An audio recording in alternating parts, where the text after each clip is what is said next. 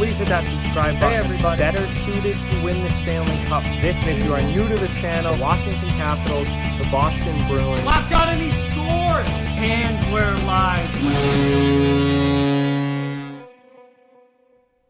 Hey everybody, so today I want to get to some news that I haven't touched on yet regarding the Columbus Blue Jackets.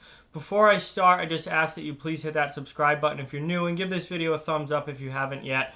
Those things really help out the channel a lot and are very much appreciated. But let's get into it here. The Columbus Blue Jackets have re-signed both of their young goaltenders who were restricted free agents this coming off season, Elvis Merzlikins and Joonas Korpisalo, to 2-year bridge deals. Korpisalo with a cap hit of $2.8 million, Merzlikins with a cap hit of $4 million. So this is interesting because this was one of the biggest questions heading into the offseason was both of these guys who are restricted free agents, would any teams make a run for one of these good young goalies, or would one of them get traded, or what was going to happen with Columbus and their young goaltending duo?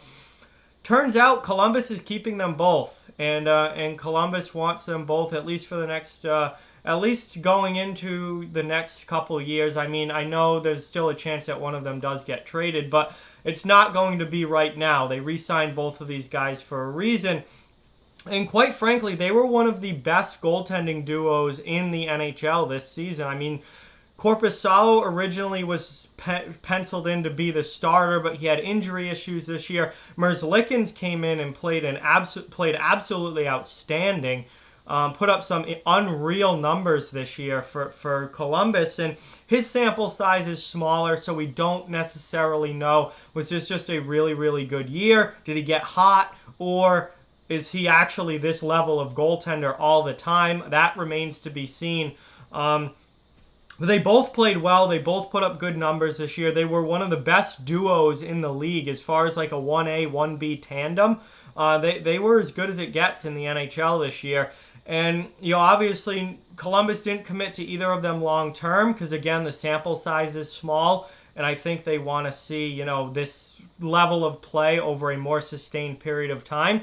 And the other thing is, I think Columbus's goal here is to have one of them really separate themselves as the starter. And then they'll probably end up trading the other one. Whoever wins that starting job, Columbus will eventually commit to long term, and then whoever doesn't is probably going to get traded. That doesn't mean they both can't become starting NHL goalies, but obviously Columbus only has one starting spot available, so somebody has to go out and win that job. What we saw this year was both of them play very well, but both of them, they were a tandem. They were a 1A, 1B. There wasn't one guy who was the clear starter and one guy who was the clear backup. And I think Columbus is, you know, doing the bridge deal thing because they want to see one of them over a longer, more sustained period of time take that starting job and say, I am the starting goaltender of this team. And then the other one they can trade away and probably get a pretty good return for. Certainly, I mean, young goaltenders that can potentially become, you know, franchise goalies are very sought after in the NHL because there aren't many of them. So I think that's something that Columbus is going to look at over the next 1.5 to 2 years, is which one of these guys separates themselves as a starter and which one of these guys we're probably going to move on from and send to a different team. And that's nothing against that goalie. That goalie may go on and be a franchise goalie for a different team, but Columbus really only needs one of them. I don't see them keeping both beyond the next 2 years because unless they just go with them as like a 1-2 duo and just stick with them, but I would think that they both would want a chance to, you know, go out and be a starting goalie.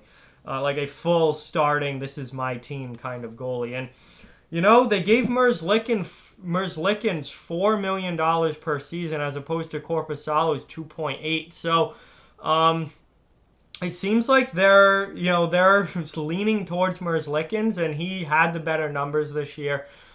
He was absolutely outstanding. Obviously, it's a smaller sample size. Korpisalo has been the backup for Bobrovsky the last few years. Then this year was really supposed to be his year to start, and his year to show that he can be a starting goalie, but then he ran into the injury issues, unfortunately, which gave Merzlikins his chance, and Merzlikins absolutely took that opportunity and ran with it and had an outstanding season. So he's actually getting paid more now than Korpisalo, and I think that starting job is kind of Merzlikins for the taking. And as long as if he continues to play the way that he did, they're going to go with him, and Korpisalo may end up getting traded down the line. But we'll see. As of right now, at least for starting next season, Columbus has one of the best goaltending duos in the league, at least based on how they played this season. And at only $6.8 million combined between them, a lot of teams are paying their starting goalie, just their starting goalie, more than $6.8 million. Columbus has a great duo at $6.8 million starting next year. So that's good for them. And then I think over the next year and a half to 2 years, we're going to see one of these guys become the real starter and really take control of that team and that team's net.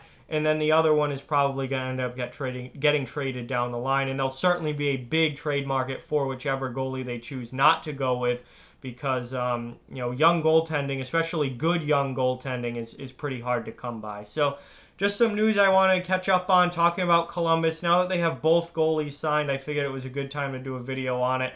Rather than just doing one for Korpisalo and one for Merzlikins, I waited a little bit. They got them both signed, and now we were able to do both in one video. But with that, guys, thank you for watching. Like, comment, share, subscribe. Follow on social media. All those links are down in the description below. If you'd like to further support the channel, the links to our Patreon and merchandise store are down in the description as well. Keep spreading the word about this channel. Let's keep this thing growing. Thank you very much for watching. Hope you enjoyed the video, and I'll talk to you guys soon.